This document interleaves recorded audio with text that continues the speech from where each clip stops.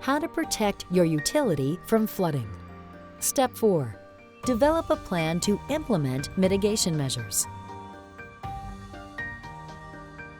Increasing your utility's resilience to flooding will help you become better prepared for and prevent damage from future flooding events, especially considering that climate change impacts could result in more frequent and more intense flooding. You can assess your resilience to flooding in 4 basic steps. This video addresses Step 4, developing a plan to implement mitigation measures. Develop a plan to implement mitigation measures by conducting a cost-benefit analysis to identify which mitigation measures are most cost-effective and critical to increasing your utility's resilience to flooding. If you're prepared, you're much better able to address what's going to happen beforehand and be able to recover afterwards. If you can build that also into a planning aspect for long term, you can also build that into your cost and your normal operations so that the cost of doing something in a rush before you're ready or when you're not ready could be minimized and could also be spread out over time. You keep wondering, is my plan good or is it not? Am I thinking about everything or not? This gives you the security that it's a good plan and you can go ahead and do it.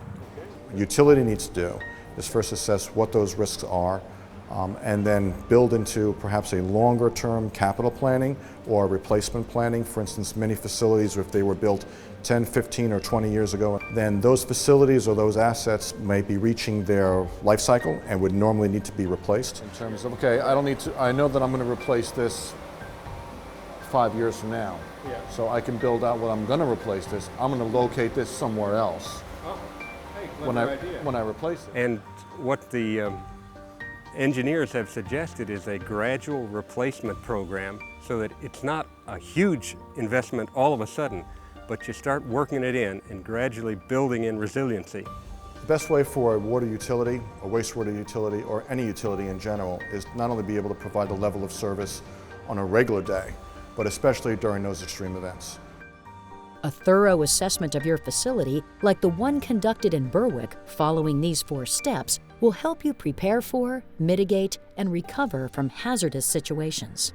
So think ahead. Make plans now. It's important. If you can see it coming, do something about it. EPA has resources to help your utility increase its resilience to flooding. Learn more at water.epa.gov/infrastructure/water security.